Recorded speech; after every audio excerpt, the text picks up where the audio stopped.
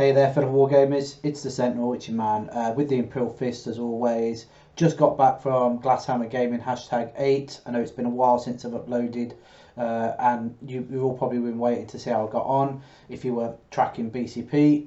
It wasn't a good showing for the Imperial Fists. We went up against Nid's first one, and we'll come up into that game and I'll explain how that went. The Imperial Fist you've just seen is the list I took. It's on YouTube already, the list, so you can go have a look at that, the breakdown of it, how I was anticipating it to all go. I took my brother with us to get some additional photographs to see if there was any potentially opportunity that I was missing with photographing the games and how to present this sort of content to you. So he took a bunch of photographs. I mean, there was over like 300 to 400 photographs, which is probably why it's taken me so long to put it all, compile it all together, with a couple of videos as well. Yeah, there's some things still to tweak out on how best to deliver that to you, and how much interest you have of the photographing of the event and how it all breaks down. So drop us in the comments if you like it or not. Do the shares and just have some communication. Let us know what you preferred from this sort of content, or what part of it that you enjoyed the most, with regards to the photography point of view.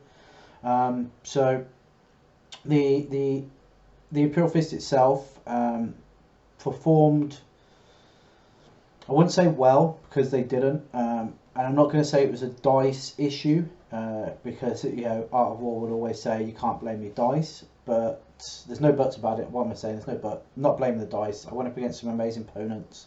I had a fantastic 2 days.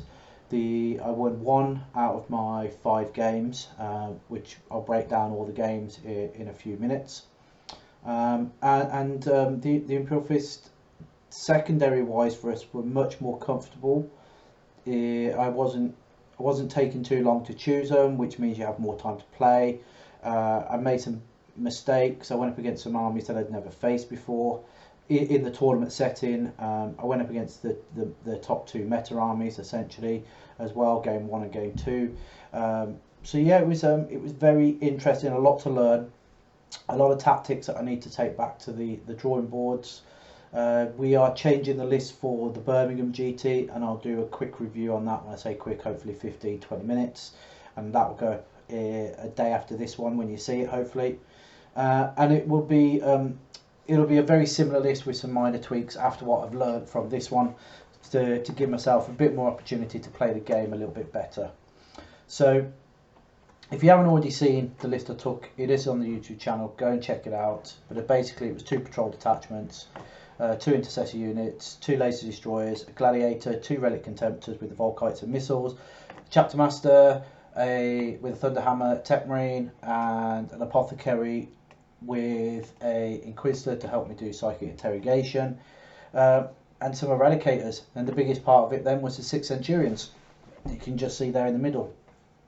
So the idea was that they would sit in the middle of the board, push up, and the enemy would either focus fire or try and shoot them down. That didn't always go to plan. It worked well in some games, and then in others it completely fell apart. So I'm not saying they didn't work, because they did, but it's positioning on the board that just needs to be practiced. Now, Glasshammer Gaming had a very unique set of additional terrain features, which I hadn't been anticipating how the effect on the game would go. So yeah, so game 1 I played a fantastic gentleman. His name was Harvey, and he was playing the Nid's meta list. It was 6 objectives, short table edge deployments. We explained what the mission is. I can't remember the mission now off the top of my head. I'm sorry guys, it's been 2 weeks now, a week and a half now since. But essentially I deployed this side and put the eradicators in the building right up so we could see them, hoping to get turn 1, and I deployed all my units sort of like hidden behind there with the my centurions hidden behind the wall, put the gladiator out front to take the mortal wounds, and it was it was sort of like in my mindset, have him to take the mortal wounds, and then I could push out a bit further if I went first. But I didn't go first. The Tyranids went first, and the two harpies came down and just absolutely annihilated me. Essentially, it was quite horrifying to see the damage output, especially with the fact that the venom cannons are doing 4 damage. I lost my laser destroyer, the gladiator. I lost all of my eradicators. 1 ran away to morale after killing 4, and I lost 2 intercessors. So turn 1 was really brutal. So I tried to push out as aggressively as I could with the Centurions, trying to get as many in the cover and try and take down one of the harpies, which I achieved. So 1 harpy went down in my turn. My intercessors and everything else pushed out onto the objectives. It was quite difficult. I took banners, and it was probably the worst choice I could have made with where I had positioning and units and things like that. The harpies then come back. One of the harpy came back on, which was just in his top bracket, and just decided to nuke my Centurions from that sort of side of life. But I did have a couple left, which was massive because it meant that I could still perform, and they did.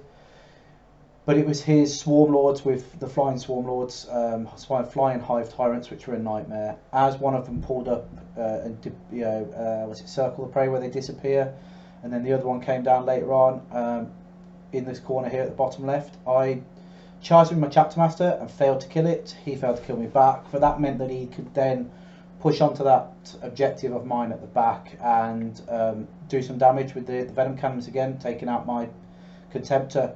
That left me no control at the back. I'd lost the left-hand corner with the 1 intercessor left there, and then my right flank, which is where the Centurions and the Tech Marine and the Apothecary held really well, but they were just under. They were trying to do too much of the game plan then.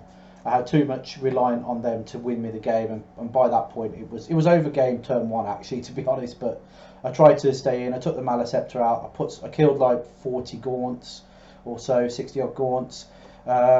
Took down 1 Hive Tyrant, killed a load of warriors, nearly took down another Hive Tyrant, Harpy, nearly killed all the zone thropes, but that -1 dense just affected the game so much for me. It was quite embarrassing. I did send in the Chapter Master, Tech Marine and 5 intercessors to kill a Flying Hive Tyrant, and he survived on 1 wound. My Chapter Master fluffed every single roll to wound. Wounded on 3s, and I couldn't roll 1 3 out of 6 hits. So, not saying it was a dice game, but it just sort of went that way in the grand scheme of things. And it was a little bit frustrating on the Imperial Fist side of life, but that's the type of game it is. I wasn't winning if I killed it anyway. It wasn't like it was going to change the points of the game. I think at this stage I'd scored like this is the end of the game though, so I scored 22 points. And Harvey was at 97, 97 or something. I lost all of my to the lasts. I couldn't hold the board set. I deployed really badly, and it was a big learning curve to those dense terrain pieces. So, Harvey was a cracking bloke. He had a cracking game, and everything went in his way when it came to the game plan itself. And I would say, not so much my way, but the games are going to happen that way, and the idea is to try and make a game where you are putting yourself in a position to make as many opportunities go your way. So, yeah, that's the way it goes sometimes. I had a quick chat with him after, and this is what happened. Hey guys, we've just done our first game at Glasshammer, #8. It was an amazing game, amazing opponent, Harvey here. We brought some incredible Tyranids, and the painting scheme will show up on the camera because they're just amazing. He got first turn. What mission did we play again? We played Recover the Relic. Is that right? Yeah. Recover the Relic. Went first. Absolutely did what he needed to do. Took the Gladiator out. Took one of the laser destroyers out. Put some hurt because the Gladiator exploded. Did some more wounds all around. It was a really good show of force. The Eradicators got annihilated, left with 1, and then ran away. So I can't really say much of that. You got lucky there, running away to my last points. Centurions held up to turn 4, so I was quite impressed with that. How did you feel the game went? I thought that it was really good. Like the armor attempts, obviously a lot different now, so getting that bonus is so much better. Like those Centurions, I've been thinking about running them with my Space Marine armies. The Centurions are really, really good at the moment. You won in the end, so congratulations. Thank you very much, and I hope you go on to win some more. So that was game 1 We then moved on to game 2, which is against an Asari army, Eldar essentially, with some Wraith Guard and 4 or 5 Dark Eldar boats with all the laser blasters and all the good stuff that makes Dark Eldar really tough in the shooting phase sort of aspect. He did bring a wave, well I say it's not a wave serpent, is it? It's one with the las cannon variant on it. And to be honest, he played it really well. You know, he had some beautiful models. I didn't realise the Wraith Guard were going to be as tough.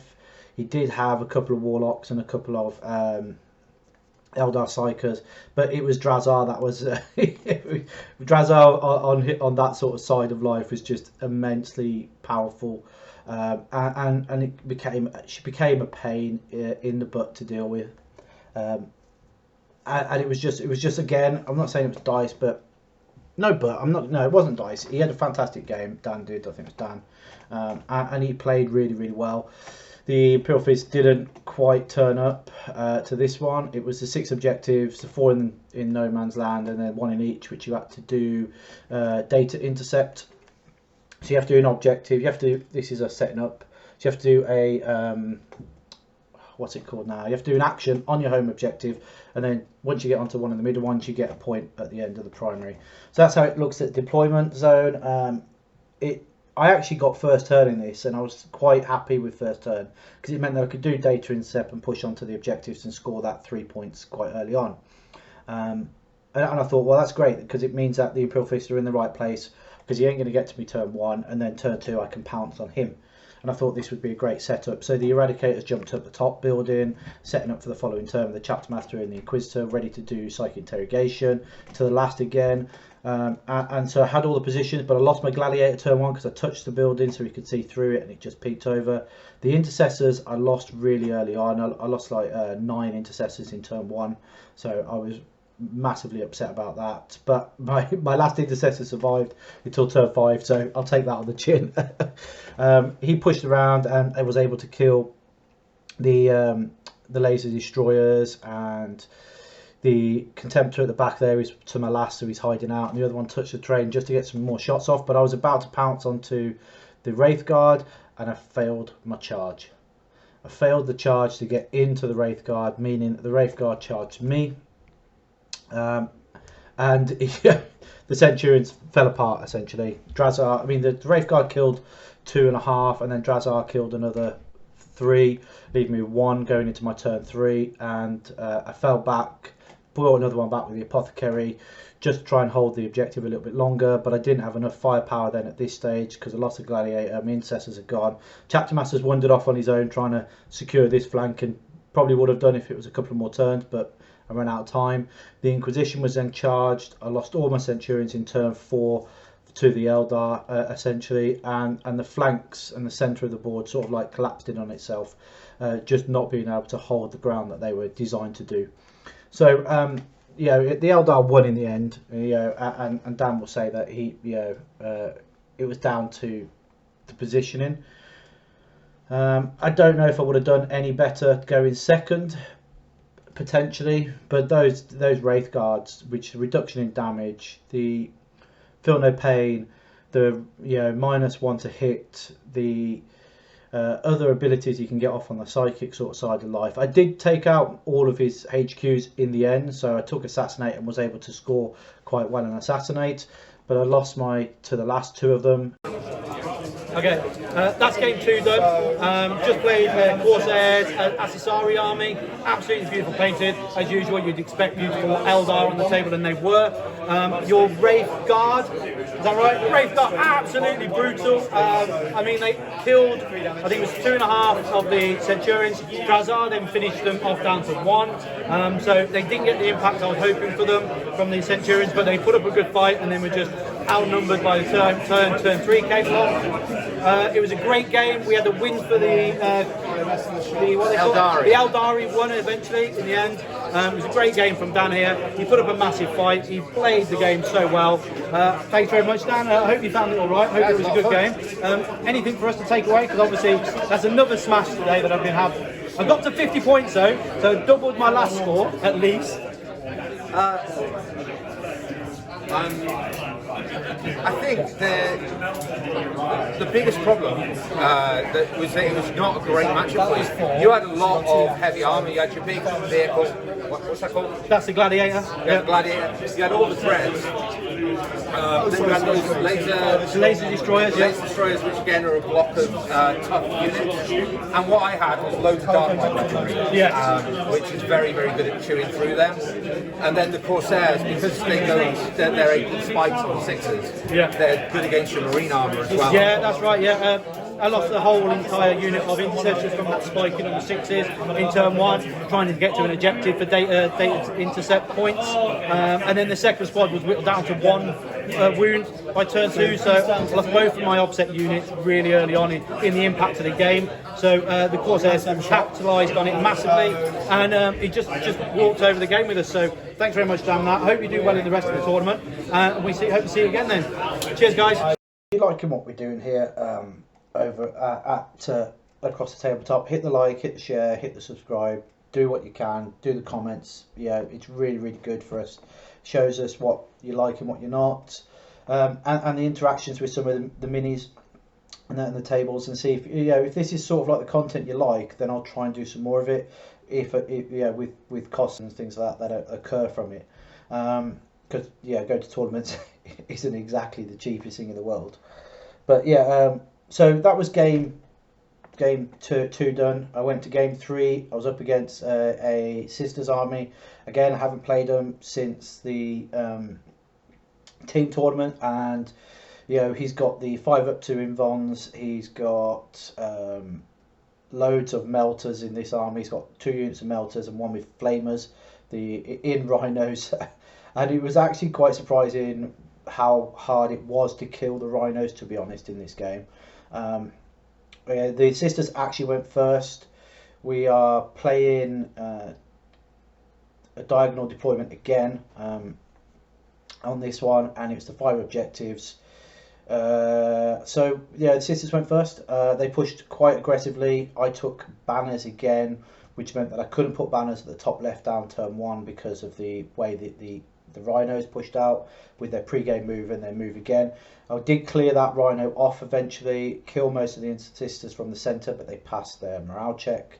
So turn two was very give and take in that sort of sense. So I'm setting up now to make sure that I can make the charge onto the rhinos at the top, clear the girls out in the middle, and then push out. So as I pushed out with to clear the right hand flank up and the top left, I pretty much ignored the centre, which I probably shouldn't have. I should have been more aggressive to get to the centre faster, because I think that is where I lost the game in the end. I was able to give him more points to get to the middle, because I think he took Stranglehold, and if I pushed more aggressively into the middle, Stranglehold wouldn't have been the point. He wouldn't have got the points he needed to win the game off Stranglehold. I didn't deny him enough. I thought that I could hold myself at my own against the Sisters. I underestimated them once again, because that's what the Sisters do. You underestimate them and they make you punish for it, and that's exactly what happened here. I underestimated them and I was punished for underestimating them. Once I'd lost my Gladiator and my Intercessor, I was like, that's it, all out war. And it's exactly what my guys did. They just went out. They just went out and took out the centre. They pushed out there. They did what they needed to do.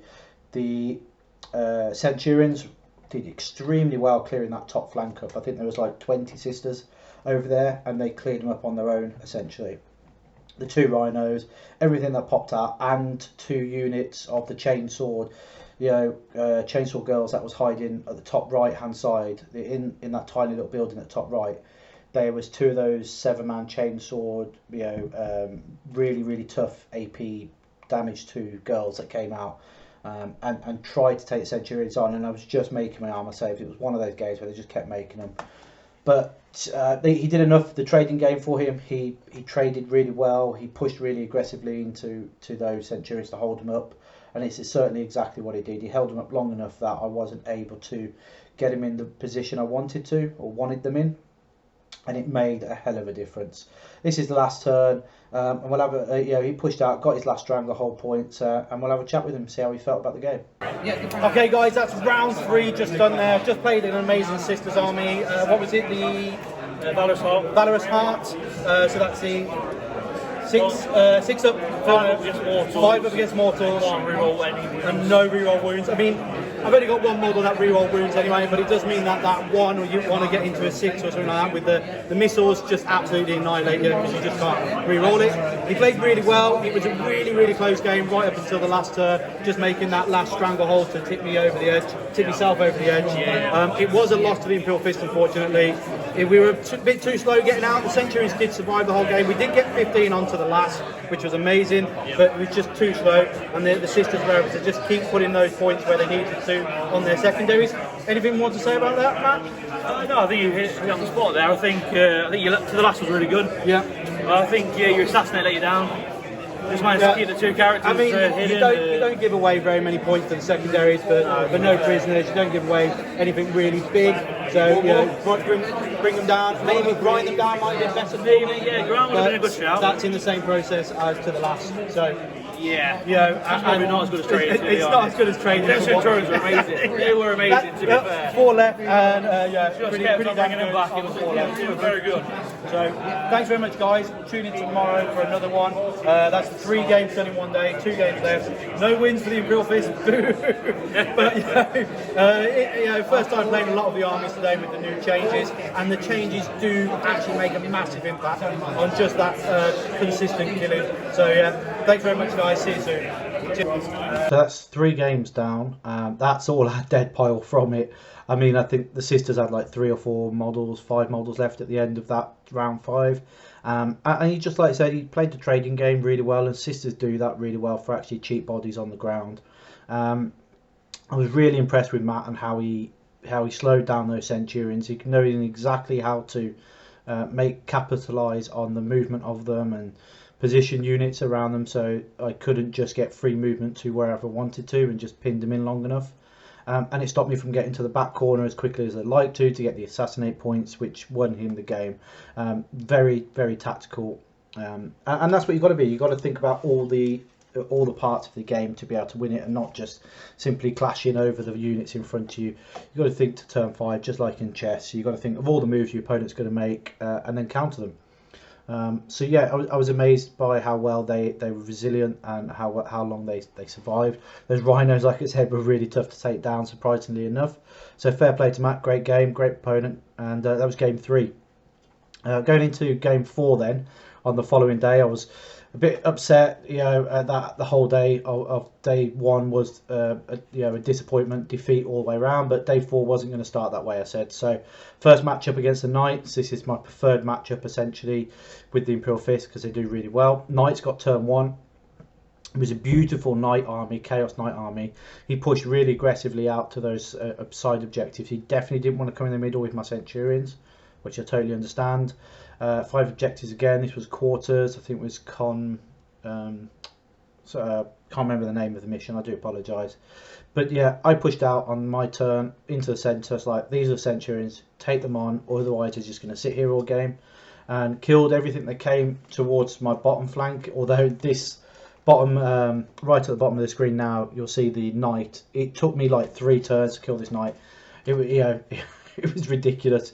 Kept making his invons. I couldn't do enough damage. My Tech Marine failed to hit again. It was like my characters in this game just couldn't hit anything or couldn't hurt anything. It was quite annoying. Yeah, but that's part of the game. When things don't go your way, you've just got to deal with it, haven't you, I suppose. So, it was a really positive game. He took grind them down. He said he's struggling on his secondaries, and I think he was right. Grind them down was a really tough one to take against me, because the way that I hid, he couldn't get it turn 1, and then turn 2 I was able just to take 1 Knight off with his taking 1 unit of mine, because of the way that I hid my units and screened them out, and only gave him certain models to target, and those targetable units were really tough to remove with the damage output of the Knights. The War Dogs were really annoying to deal with, but I eventually got them down. I eventually killed them. Eventually able to push out of the deployment zone with the Gladiator and my Contemptors. I think I lost about 4 units overall on this game. I think it was the Tech Marine died, Chapter Master died, that might have been it actually. I lost both of my I lost one of my contemptors and a laser destroyer. So I had very much a great successful game with armor saves and rolls and positioning, and the lack of damage output from the larger knight, was very substantial.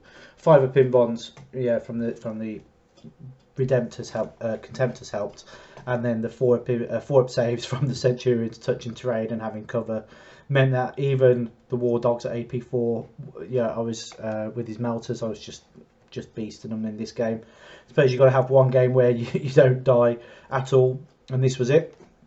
So this is now turn 3. I've had my Intercessor come on from reserve. This was the only game that I put Intercessors on reserve, brought them into this bottom corner, pushed them onto this objective. I'm keeping my Intercessors at the bottom left, optional, because if I push them out to the top left objective, I lose them really quickly to those. And all of his War Dogs were OBSEC with 5 models. So I had to use my OBSEC units very sparingly. I was able to kill the War Dog at the bottom there with all my firepower my following turn, and the Intercessors just sat on the objective.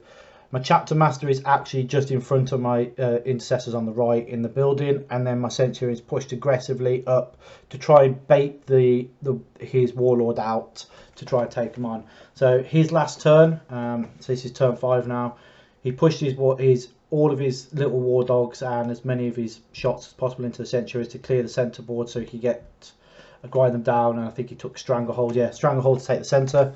And it was just simply at this point though, because he didn't kill the 6 Centurions at this stage of the game, was just to pull back, get the 1 point for bring it down from killing that one Dread Knight in the centre. Okay guys, we're back at Glasshammer Gaming for round 4. I've got to say to you, this was the most favourite game we've had so far in the last 6 months. It was an amazing matchup. It was against Chaos Knights with a load of War Dogs. And let's just say that the game was very close because of the OBSEC between the War Dogs and my only 2 OBSEC units being my Intercessors. We played an amazing game and I really enjoyed it. The end game was a win to the Imperial Fists, but your Warlord, your Knight at the end there, just about to wipe out my the morale at the end. So this bad boy here killed the Chapter Master in combat and then went around to kill 4 of my Centurions in combat and nearly made them fail to morale. And if he had, they both would have run away with the special Warlord trait that he's got. So I was super lucky that I was able to make that. Incredible game, so thanks very much for that. Brilliant. Fantastic. Combat in the middle of that was super. It was so close, and it was just the trading game on that was probably about right for the trading game, but the Knights don't trade very well because it's so expensive, so little models. Struggling with secondaries. I mean, primaries were pretty equal, secondaries. Yeah, we both maxed out our primaries at 45, and it was just beauty of the secondaries. My to the last and your grind. I was just it was really hard to pick against. For the grind, just able to push off those and keep my units safer. So much appreciated. Thanks again, and hopefully you do well in the next game. Thanks everybody. Cheers. See you. That was one of the best games I'd had all weekend. One of the greatest games I had for a long time against a Knight player like Dan was. And his Knights were absolutely beautifully putted. I'm not going to take anything away, gentlemen. He played so well, and his Knights were just amazing. It was. He said it was the best game he'd had all tournament as well. So I felt a bit gutted that I actually beat him, considering that was his best game. It was one of those. It was my best matchup. I potentially did the best I could have done, and I won the game. That was the main thing. I didn't go away to the tournament and lose all my games, but and I turned it around on day 2, so I was happy with that. Dan played extremely well. Got that massive handshake at the end because of how close the game was. We both scored maximum on primary, like we said, and it was just about those secondary choices. And with the new Knights Codex, I think he does much better with those secondary choices now as well. Being that he's a big knight, he's also a psyker, and the damage output of that is far more not resilient, but far more. I can't think of the word now. And that big knight is his damage output is far more reliable. He actually is able to put the damage output reliably and kill the units in front of him. I mean, he smashed my Chapter Master off the board, but I only put them there just to slow him down for one more turn, so he couldn't go to the Centurions as early as he would like to. and it worked up until a point. So you know, the big dog did his job, held him up for a turn, allowing my Centurions to push aggressively up and take the centre to the last turn and give me that little swing at the end. So picture of the really big hall, and we're going into game 5 with a smile on my face because I just won my first game of the tournament, and I was up against a very old friend of mine. Been playing for 12, been playing against each other for 12 years, essentially since I'd met him. He got me back into hobby as a big thing, so I've got to give him credit where credit's due. Taff is an amazing player, and some of the models he brings and some of the tactics he brings is just outstanding. He knows all of the rules of the game so confidently, so well. It's almost learning. It's a learning sort of process against him, because he's always got that little trick at the back of his head from playing the game so many times, and he knows, and he just pulls it out of the bag every time. So against the Black Templars, as you can see, Black Templars got the turn 1. He probably didn't want it because I only gave him one option, which was to push over to the left and kill a laser destroyer. And you know, that meant that my Centurions and everything could get into position turn 2 and deliver what they needed to do. I did get retaliation from his Blade Guard and a unit Crusaders, and the Centurions and the Blade Guard did do damage. I think they killed 4 in the end, but the Apothecary just kept bringing them back. But the biggest point was, at this point, the Chaplain came along, and this is the Smash Chaplain that can do 4 damage. Souped him all up. He was ready to rock and roll. He didn't get his power off, so he was only doing 3 damage. If he'd done 4, Taff said he would have gone into the Centurions, but because he'd only doing 3 damage, he was like, do you know what? I'm going to try and make this risky charge to the Eradicators at the back, and unfortunately, he didn't make the charge. We're just measuring it up there. We're like, okay, I think it's an 8-inch charge. He was like, okay, and I got the +2, and unfortunately he didn't make the charge, which meant that the Chaplain was stood out front there on his own with very little protection for my Eradicators to return fire, and that's exactly what they did. They then came along and went, thank you very much in my turn, and ate the Chaplain up. Even in hindsight, I think me and Taff said, even in hindsight, I think the Chaplain should have charged and then swung around with the back of the bike to try and tag the Eradicators to stop them from shooting. But you know, it was a risky move. He was going guts and glory. If he does that move and he kills the Eradicators with the Chaplain, that is game there and then. He doesn't have to think too hard, and that was get turn 3. So turn 4 came along. Like I said, I cleared the Chaplain up. I cleared my lines up now from the Blade Guard, but it's too late. It's turn 3, so it's turn 3. But it's too late by then. Once I didn't clear the centre off in turn 2, I struggled then to push further up the game board essentially. So you know, it was one of those. It was a great game. Blade Guard are dead. I should have concentrated on the Crusader squad and then the Blade Guard, but with the changes in the army I'm making, that shouldn't be an issue in the future anyway, and I'll explain that in another video. So yeah, Black Templars then pushed really aggressively with the Contemptor at the bottom here. Redemptor charged my Intercessors. I then didn't kill the Intercessors with Transhuman and Feel No Pain. I then pulled back to let my Laser Destroyer clear myself off this back objective and secured it for that one more turn. And then it was just working out the points because of the way the game was going. Turn 5 didn't really need any interaction because we were like, okay, my Centurions can't get through the wall because of where you position some of your Crusader squads. So it was very much a walk of a talk, if possible, to score any more points, work out the final points, and I just couldn't get 3 points. My Psychic Interrogation, Taff denied me. You'll see in the video coming up. Denied me those 2 Psychic Interrogation points. I only needed one of them to go off, and it was a 50% chance to roll a 4, and he stopped me from getting Psychic Interrogation with the Black Templar Bowl the Witch, and he pulled it off, and yeah, he won by 2 points. I'll leave it to Taff to explain. Okay guys, that's round 5. We've just finished the game. Just played this amazing guy Taff, a good friend of mine. We've played for a long time.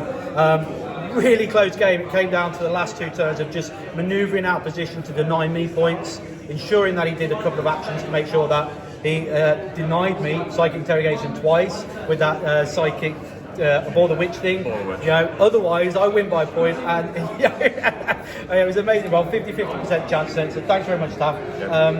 Like I said, it was really close.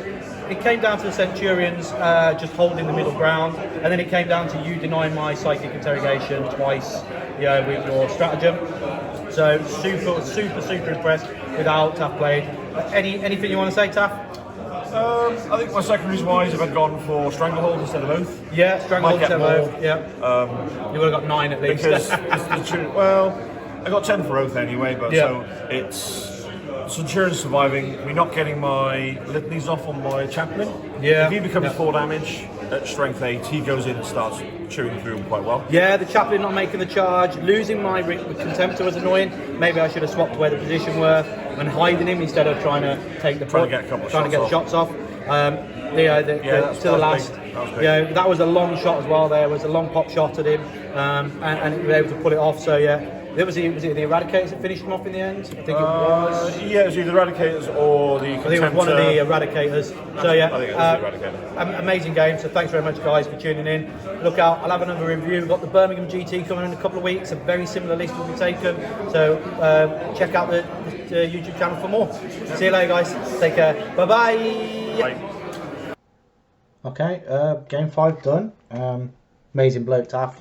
Like I said, I learned a lot from Taff for the years playing him.